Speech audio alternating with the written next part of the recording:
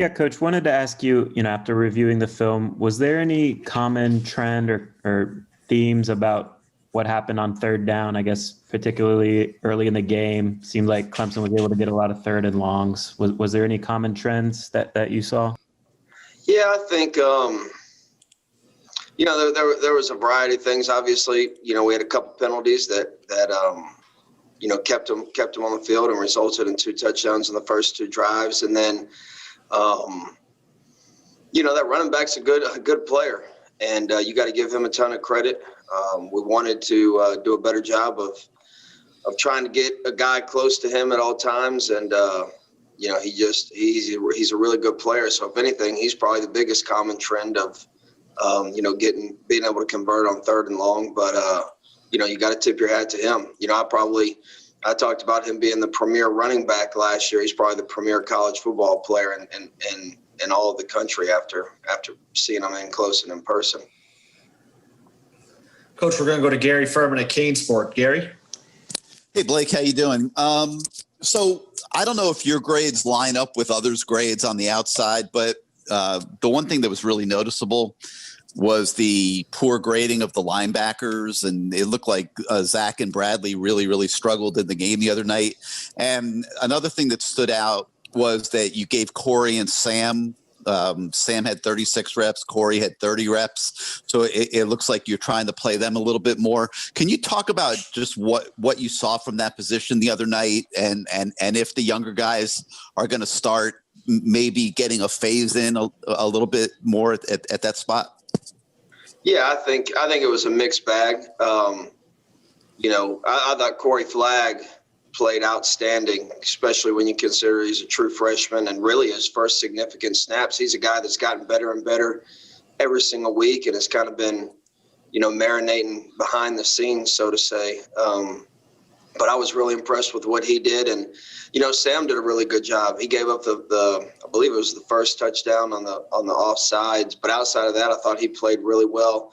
He's had a little bit of a lower leg injury and been battling that. But, yeah, I would definitely expect to see those guys play more and more often. They're earning the right to play. And, Zach and BJ, like I said, they were kind of up and down. Just need consistency out of that position. But I'm encouraged, especially with Corey and with Sam, with what they put on tape Saturday night. And just as a follow, Zach in particular seems to be having some ups and downs. Is he experiencing after effects of sitting out for as long as he did? Is he right physically? Is there any insight you can provide there? I think the biggest thing with Zach is, I think I have to do a better job of calming him down sometimes. I think sometimes he gets a little bit wrapped up into the game and gets a little, just a little emotional sometimes out there. And there's times where I probably need to pull him off and get someone in there just to calm him down and relax and let him see the game from the sideline. But he's doing fine. He's had his ups and downs. He's played really, really well some games and not so well some other games. But I think we can do a better job maybe with a substitution package from that standpoint as well. Coach, we're going to go to Barry Jackson of the Miami Herald. Barry, go ahead. Hi, Blake. Websites that keep track of playing time said that Joyner did not get any defensive snaps, nor did Austin Cave. Are they okay health-wise? Where do they stand? And of your freshmen, anyone you want to incorporate more? We've seen, obviously, Flagg you talked about, and Brian Ballum had to play a lot on Saturday. Yeah, Barry, who was the first name you said? Sure, Pat Joyner, not a freshman, obviously. Okay, yeah. But someone who didn't get defensive snaps. Yeah, I think both of those guys, Tariq has done an outstanding job on special teams. Not being able to have a spring as a true freshman. Sometimes, he's playing catch up a little bit from a schematic standpoint. And then, Pat's doing a nice job. I really think he probably should get in there a little bit more because I do think he does a nice job for us. But, it's one of those things where you kind of, as a coach, it's going with the flow of the game. And, not everything's predetermined, especially playing time. Sometimes you may have a plan about getting a guy in earlier than you do, and sometimes the game just doesn't dictate that. So that's something we evaluate every single week to answer your question. and something that, we look back on and say who should have played more and who should have played less, quite frankly. But both those guys are doing a really nice job for us. Thank you. Coach, we have Chris Stock from Inside the U. Chris? Yeah, Coach, Amari Carter ejected, and it's starting to become a trend with him. Is there talks with him of how to avoid that, especially going into a game when you were down with Gervin, and then also, you're essentially going to have to say the same thing to Gervin because Amari will be down, just the messaging. And then is there anything you could do about it to prevent this from happening?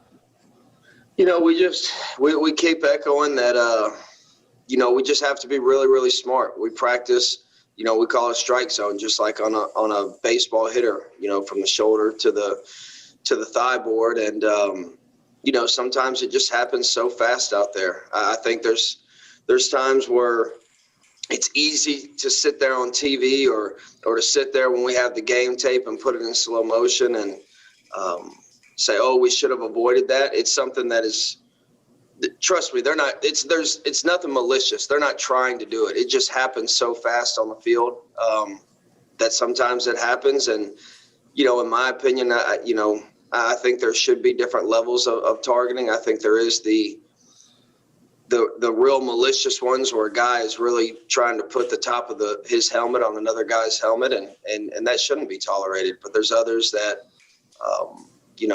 are not malicious and a bang play that I think should be evaluated a little bit differently. But that's the rules of engagement. We understand that that's how the game is called, and we have to, try to avoid those collisions at all costs because it's costing the team. And yeah, I talked to Amari again last night about it. Like I said, nobody feels worse about it than Amari Carter, and it's not something he is doing on purpose. But, we got to try to avoid those collisions. Coach, we have David Furones from the Sun Sentinel. David? Hey, Coach. What strides have you seen in Gilbert Frierson of late, and how beneficial is it to have a guy at that striker position that can be physical at the line of scrimmage? We see him get some tackles for loss, and then also have that cornerback background to, we saw him with a pass breakup in single coverage on ETN down the sideline. Yeah, Gilbert played outstanding Saturday night. Probably his best game, since I've been here.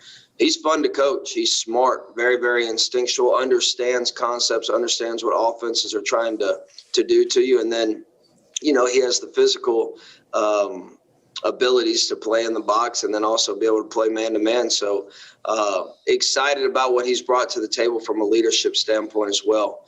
Gilbert's grown a lot, since I've been here, both on and off the field. And I couldn't be more happy for the guy. He loves the Miami Hurricanes. He loves this program. He loves football. And those are the guys you really want to see succeed. And you can tell that all his hard work and his film preparation is paying off on Saturdays. I think he's a guy that's gotten better and better for us every single week. And, hopefully he continues to do so throughout the season. Coach, last but not least, we have Manny Navarro from The Athletic. Manny, go ahead. Hey, Coach Baker.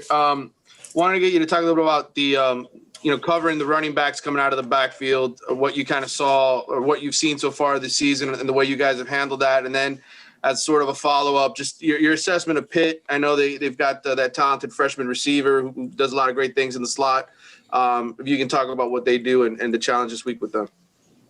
Yeah, I think, up until this point, covering the backs out of the backfield, we've done a nice job. And like I said, man, Etienne's he's a different creature back there, man. He's really, really good. So, like I said, you got to really just tip your hat to them. And, we got to do a better job of maybe putting our guys in better positions to get on the back sooner, when you're playing a guy like that.